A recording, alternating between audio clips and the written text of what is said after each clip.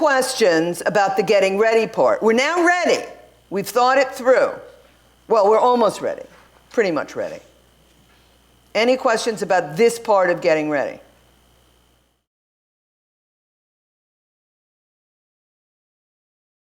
Okay, well, okay, so you're going to need to reteach the sequence because it's been taught wrong, right? But that's good. You have a photo. That's the good thing.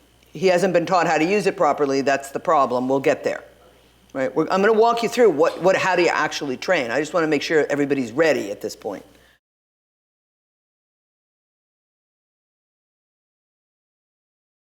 That doesn't happen.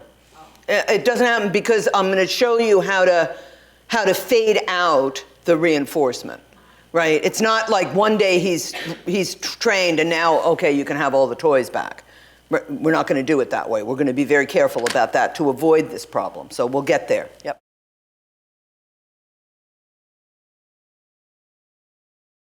So for many kids, iPad is a very strong reinforcer. You can download a free app, and I have my pad with me, but I don't remember the name of the app. I'll try to figure it out at the break time so I can tell you. You can download a free app that allows you to actually set any other app so that it shuts down after a... Oh, you don't know about... Oh. So you're all going like, I don't care about toilet training. I just got my money's worth. You can set it so that it will shut down another app after a designated period of time. Well, I mean, the amount of time is an amount of time that you know will be satisfying to him, right? So if he's into balloonimals, right?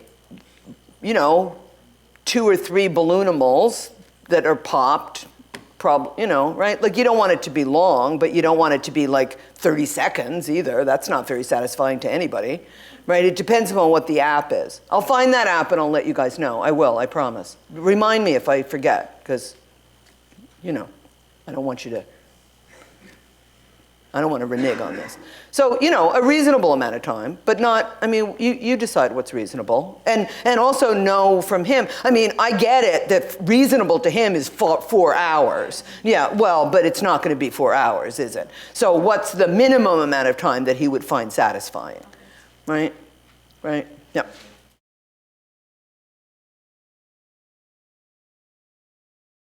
Yeah. So again, if time is an issue, you have to set the parameters around time at the very beginning, right?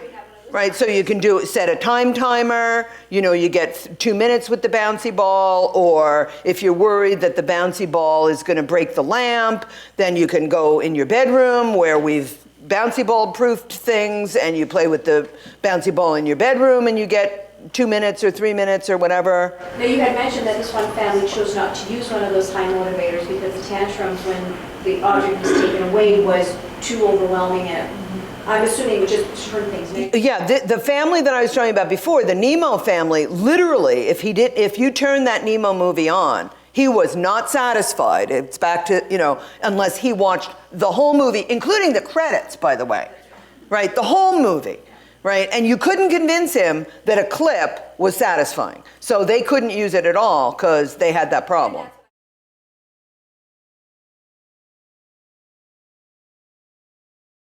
So what you need to figure out is what is satisfying, right? If 2 to 3 minutes isn't satisfying, but if the bell rang and at 5 minutes he'd be willing to give it back, then 5 minutes is what's satisfying. Right? If 45 minutes is what's satisfying, you're not going to be able to use the bouncy ball because... Do I give him a bouncy ball? Like for Alex, for Andy, the hairdryer guy, we set a timer, and he... there were no time timers because this is many, many years ago, but kitchen timer, and he was satisfied after about 5 or 6 minutes, at which point, like, his whole face is completely dried out, right? I mean, this is a sensation that you couldn't get me to do for 15 seconds, right? But 5 or 6 minutes of this very warm hairdryer on his face, he was sufficiently blissed. And that we were lucky because it wasn't 45 minutes. So should I determine that? You need to determine that ahead of time. Yep. You need to figure out what your reinforcers are before you even start. That's why these are all called getting ready. And what the potential tantrums are going to be, and if that's going to That's right. which one's more important. That's right. Can I use the bouncy ball? Is a reasonable amount of time, or can I use the iPad? Is a reasonable, what I consider to be a reasonable amount of time, right, satisfying enough for this to be reinforcing to him, right? Because, I mean, a reinforcer is something that drives the behavior in the upward direction, right? So something can be potentially a reinforcer, but only if you get enough of it, right? For me, a couple spoonfuls of Haagen-Dazs, feh.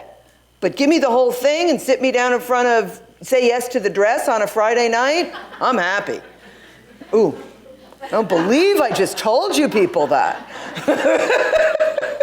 Right? So, I mean, some things has to do with amount. And you need to figure out, right, is the amount that seems reasonable for me to offer in my home or at school satisfying, reinforcing enough to actually drive the behavior, right? So, but figure that out ahead of time. Don't play with it in the middle of toilet training, right? Right? So you should have, by the time you're ready to toilet train, you should have your seat and your stool, and you know who's doing it, and you've got your waterproof pants, and you've got your underwear, and you've got your list of reinforcers, and you've tested them out to see how much is satisfying, right? Is it 2 chocolate chips? Is it 3 chocolate chips? What, like, right? Like, you kind of know. Right? You haven't done any toilet training yet, but you kind of know. Right? But isn't part of that, once you've tested reinforcer in isolation and you know it's 7.5 minutes of bouncy ball or whatever it is, once you then now throw it into a toilet training program, aren't you going to have a bloop? Well, but you don't know whether that thing will act as a reinforcer in the toilet training program. But what you will know is how much of it does he need to have so that you don't have a tantrum when the time is up. Like, that's what you want to avoid, right? You also need to think about sequencing. It's like, here's your bouncy ball. Okay, after 5 minutes, you're willing to give it to me. What do you get to do next? Do you get to then do another favorite activity? So you transition from your most preferred to another preferred activity? Or do you give me your bouncy ball and now it's time to shampoo your hair, which is the thing that you hate more than anything on the planet, right? You can't do that, right? So if it's a time-limited kind of activity, you need to think about, what comes next. How can I transition him from this time-limited activity to the next thing? And the next thing needs to be something reasonably pleasant, right? Otherwise, right? So again, these are all important things to think about, especially for those of you training at school. Right? So the kid pees in the toilet at school and now he gets, 3 minutes on the iPad. And then after the iPad, it's time to go do math, which he hates more than anything on the planet. Right? You're going to have a problem. You're going to have a problem because because of the toilet training, because you're transitioning him from a very favorite activity to his least favorite activity. There's going to be a bit of a problem. So you got to think about how this fits into the whole picture of the kid's life.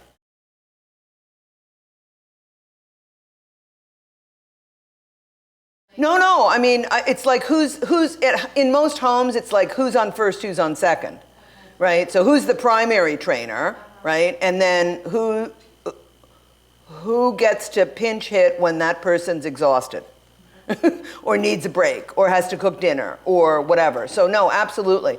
Not only do you want more than one person training, if that's possible, right? But you also want to use more than one toilet, right?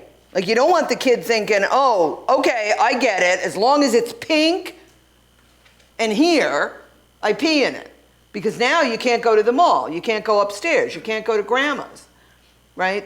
One of the advantages of the long way that I'm talking about, right, and a disadvantage of the short way, if you will, at least in the beginning, to a larger extent, is that with My Way, you can use more than one toilet, and you want to, right? So you want to go to the mall.